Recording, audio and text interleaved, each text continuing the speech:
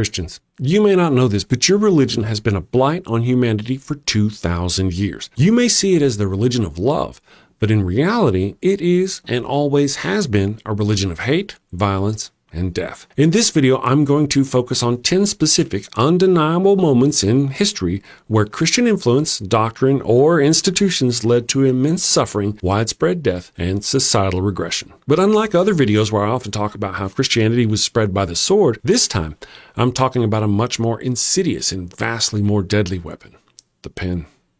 Number 10, the disregard for life in cult-like settings. While less mainstream, some Christian cults or extremist groups operating under strong charismatic leadership and specific theological interpretations have encouraged members to disregard their physical well-being, reject medical care, or even participate in collective self-unalivement or violent acts for spiritual salvation. These deaths, though rare, are often a direct consequence of soft power, spiritual manipulation, and extreme dogmatism. Number 9, poverty as a virtue. While charitable acts are also a part of Christianity, some interpretations historically emphasized poverty as a spiritual virtue or a path to salvation, going so far as to discourage systemic efforts to alleviate it. This suppressed social reforms and the development of robust welfare systems, implicitly contributing to the deaths from starvation, exposure, and preventable diseases among the poor, as societal efforts to address these issues were seen as less important than spiritual contemplation or individual charity. Number 8, opposition to vaccination and sanitation. Historically and in contemporary fringe groups, Christian religious objections have led to lower vaccination rates in communities, causing preventable outbreaks and deaths. Similarly, in certain historical periods, a belief that illness was a purely divine punishment or a focus on spiritual purity sometimes led to the neglect of basic sanitation, indirectly contributing to the spread of disease and death. From the Christians who opposed the original smallpox vaccine back in the 1700s to modern-day anti-vaxxer Christians, their willful ignorance continues to take lives because in their mind, it goes against God's will. Number 7, promotion of faith healing over medical treatment. In various Christian sects and movements, particularly those with a strong emphasis on miraculous intervention, followers are encouraged to rely solely on prayer and faith healing for serious illnesses, rather than seeking conventional medical treatments. When this belief system leads individuals or parents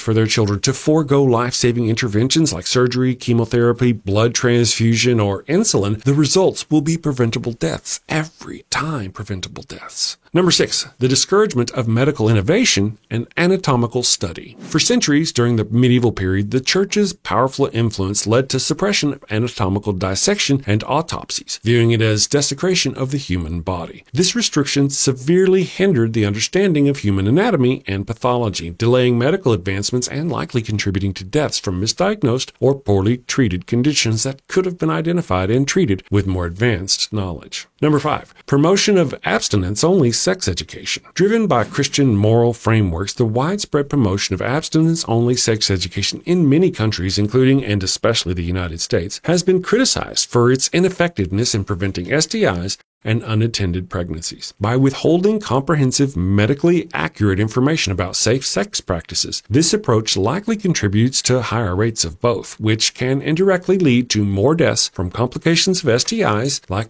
HPV and HIV, and unsafe abortions. Speaking of abortions, number 4, blocking abortion access and birth control. The widespread Christian theological opposition to contraception and abortion has, through soft power influences like lobbying, cultural messaging, political pressure, and the establishment of religiously affiliated hospitals, has led to policies that restrict access to comprehensive reproductive health care. This can result in unintended pregnancies, higher rates of unsafe abortions where legal options are limited, and increased maternal and infant mortality rates, particularly in regions with limited resources or among vulnerable populations. Number 3, the suppression of women's rights and autonomy. For much of Christian history, interpretations of Scripture and theological teachings positioned women as subordinate to men, limiting their roles in society, education, and decision-making, including over their own bodies. This societal control and theological justification likely contributed to deaths by denying women access to education, healthcare, and economic independence, leaving them vulnerable to various forms of harm and neglect, or denying them the pathway to improve their circumstances. Number 2, enforcement of anti-LGBTQ plus dogmas leading to self-harm. The pervasive soft power of Christian anti-LGBTQ plus rhetoric and condemnation from the pulpits and in education materials and through social media ostracization within communities has historically and currently contributes to severe psychological distress, depression, homelessness, and significantly higher rates of suicide among LGBTQ plus individuals.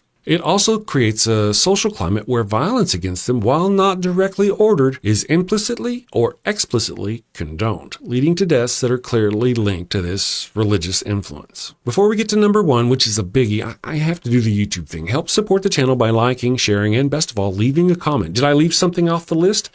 Am I wrong? Let me know in the comments below. Now, number 1, the Catholic Church's stance on condoms during the AIDS epidemic in Africa. No swing of a sword has killed as many as this swipe of the pen. This dogma, disseminated through vast networks of influence, effectively stripped people of a vital tool for survival, leading to millions of preventable deaths, demonstrating how words and moral authority can kill on a massive scale. And here's a bonus Christian atrocity: the fostering of climate change denial. In recent decades, certain evangelical Christian factions, particularly in the U.S., have adopted theological interpretations that dismiss the urgency of climate change, either because they believe in an imminent rapture or because they think God will take care of the earth, regardless of human actions. They attribute natural disasters solely to the divine will of God. This soft power of theological justification and cultural influence hinders effective climate action, indirectly contributing to the harm of our entire species from extreme weather events, resource scarcity, and climate-related disasters. We've navigated some of the most tragic and impactful ways Christian soft power, such as their influence, doctrines, and institutions, have undeniably led to widespread and catastrophic harm. Christians,